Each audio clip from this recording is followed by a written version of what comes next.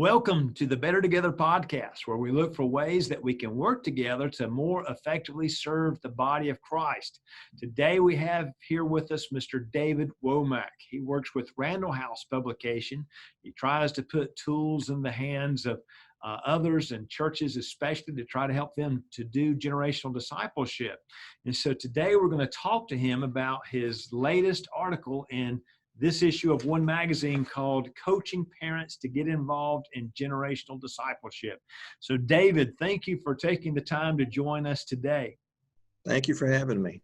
I have to say, now your children are named Tara, Taylor, and Tana, and you put in the byline here, not a good naming strategy. Are you saying that was Teresa's idea? Is that what I hear? Well, Teresa has a good wife, and she plants the seeds and lets you think it's your idea. I see. She is a great encourager. I do but know. Yeah, it's like so many families. Many times you call the roll before you get the right name. I hear you, and it did start. You've got Teresa, and so they're not all D's. So I may talk to her about that sometime, David. Yeah. Hey, thank you for joining us, and tell us a bit about what led you to write this article on how we can be a coach to parents to help them in training up their own children for discipleship. Well, it's been an interesting journey for me from the pastorate to Randall House. And it has afforded me a great opportunity to just kind of step back and look over your pastoral ministry. And when you're able to kind of pull yourself out of the busyness and keeping the machine running, so to speak, you're able to really reflect and see a lot of things like, I could have done that better. And even though we always would have thought of ourselves as a very family-oriented church in the ministry, when you look back at it, there are things we could have been much more intentional about to help families, because all families need some help. And so that's kind of the impetus that's been building in me for several years now, just looking back over my time in the ministry and what I would do differently if going back into the ministry, having had the opportunity to be immersed in generational discipleship through Randall House. There's so many things I would implement differently. I hear you. And probably, like you say, it is so busy. And I think I was able to visit a church you pastored at one point, and we were probably even busy that day, just so much to do. And so what you're saying is, in the busyness of it all, and, I was there too, I know what you're talking about.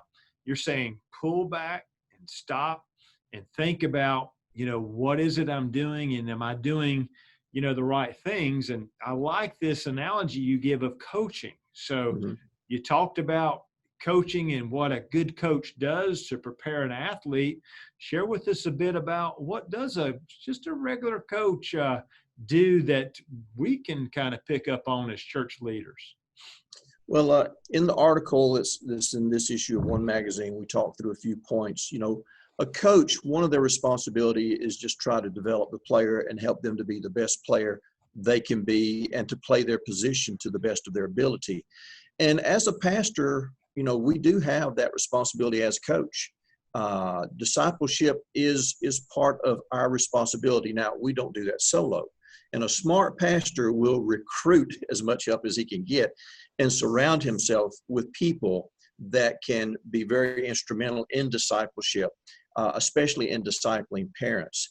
You've got to also build that culture into your church that you're very much about discipleship. And a big part of that is in discipling parents so that they can disciple their families. So a coach has to develop the players. He's got to develop the team or the church. And you've also got to create that culture, that team spirit. A church needs to take ownership of their families.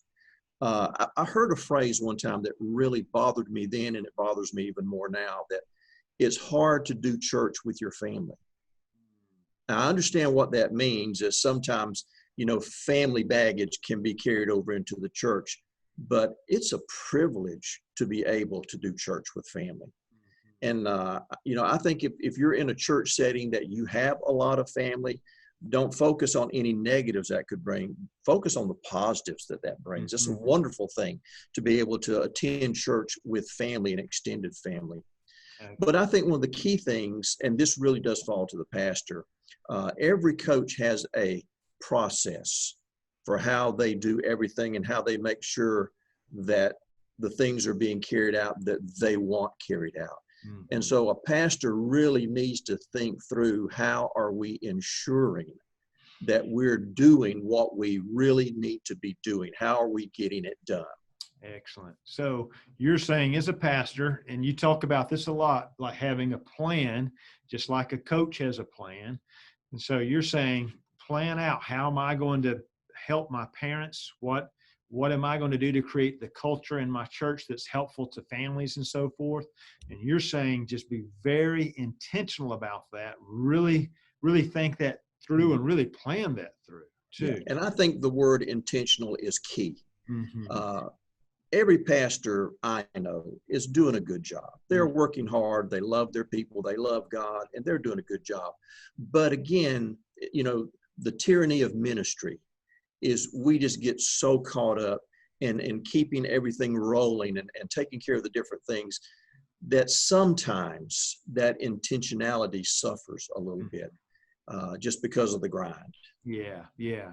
So come back to that. Come back again with your coaching analogy to the game plan, because in the game, things can get kind of hectic and they don't go as you expected. But going back and kind of thinking that through, I like something else you wrote about, and you just mentioned it, was creating a culture, which emphasized this. What can pastors do? And kind of looking back on this now, and you're also in a lot of churches in your position that you have, what can pastors do to kind of create that culture? And you talked a bit about it in the article, like telling stories and so forth. What do we need to be intentional about in that culture making moment? Okay. Well, one thing is you know that you want to help the families in your church. And so make sure that in all of the different ministries you have, the different ministry roles, the different strategies in place, that you do think about how they impact families. I think one example that's used is we put a lot of thought into our greeter ministries, whatever you may call that at your church. Most pastors, they put a lot of thought into, how can we make the best impression, put our best foot forward? How do we follow up with all that? And if we could take that same intentionality and apply it to how we're helping parents and families in our church, I think that would go a long way. But we do need to, identify some key families in the church that have a great story to share. People really connect with stories. Yes. People need to see, the unique struggles we face, that we're real people. Uh, Mhm. but we're always showing, even through our frailty, Mhm. the grace of God and how it works. And so any way we can showcase that, in the church, just to take a spotlight moment in a service where you can get a good parent testimony, Mhm. anything that you can do in that way to encourage and inspire other parents.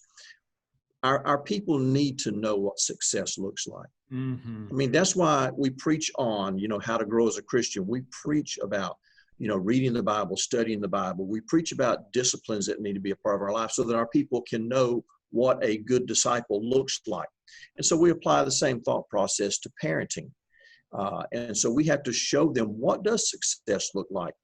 And the Bible is filled with stories of families. Yes. And again, it showcases God's redemptive love and how he has worked through families, the good, the bad, and the ugly. Yeah. And yet God has always come through and shown his wonder and his grace and his love. Oh, that's great. So you're saying at the end there, you're kind of getting at just kind of doing good preaching as you go through and you look at some of the narratives and some of the stories in the Bible. You see all kinds of families, and there's some really, there's There's no some rough perfect ones. family, Yeah. so they've all got problems. And so that's a way to kind of help and to teach and to get that across. And then you're also saying share stories. And showcase folks with testimonials, and even maybe some sermon illustrations. And then in your planning, you're looking at the families in your church. You're thinking, like the husband and wife, the perfect 2.2 children family, but there's also for the single mom and the single dad, and for grandparents. You're saying get real intentional about that and plan. And that's what would really help us now as we're going along, and not lose sight of that in the ministry. Yeah. God has an ideal for everything. Mm-hmm. And we need to learn what that is. And we learn that through his word. And so any pastor would do his congregation a great service if he would do a series on, family, looking at different families in the Bible, the struggles that they face, the imperfections that they have, the dysfunction. And there are also some great examples of some families that did it well and did it right in spite of hindrances. And that can be a great thing for the people of our congregation. We have to show them what success looks like. We show them what not to do. We also have to show them, hey, here's a standard you can look to. Here's some things to do. That's good. So I encourage folks to go to this issue of One Magazine. There are some questions I just want to go over that you mentioned. 4 questions every ministry leader should be asking. Am I developing parents in my church? And so you talk about that. Am I developing the team spirit and the family culture of my church? I think that's what we even talk about here with the sermons and the illustrations and the stories. Am I developing the plan? Do the church and the parents and families know what success looks like? You just alluded to that, because all kinds of models, and there are no perfect models. And so we're putting that up there. And then, am I developing the process? How are we making it happen? And so you're really saying, get with your staff, get with your leaders, and kind of plan that out and figure out a game plan, because it makes all the difference in the world in the lives of these folks. Yeah. Thank you, David. Thank you for taking the time to share with us, and thank you for taking the time to write this article. And when folks write good material like this, it's important that we get that into the hands of as many people as we can. So I thank you for what you've done, David, but I also encourage our listeners, go and share this article with others, maybe on your church Facebook site, maybe on your own personal site if you have one. This is material that everyone needs to be thinking about, and it could make a big difference in the lives of the families in our churches, and really make a difference in our church too. Yeah. Well, thank you, my brother. I appreciate you and your good work. And we'll just say, keep on trucking, keep on writing, and keep on working. And we expect more good things coming out from you over there at Randall House. Thank you.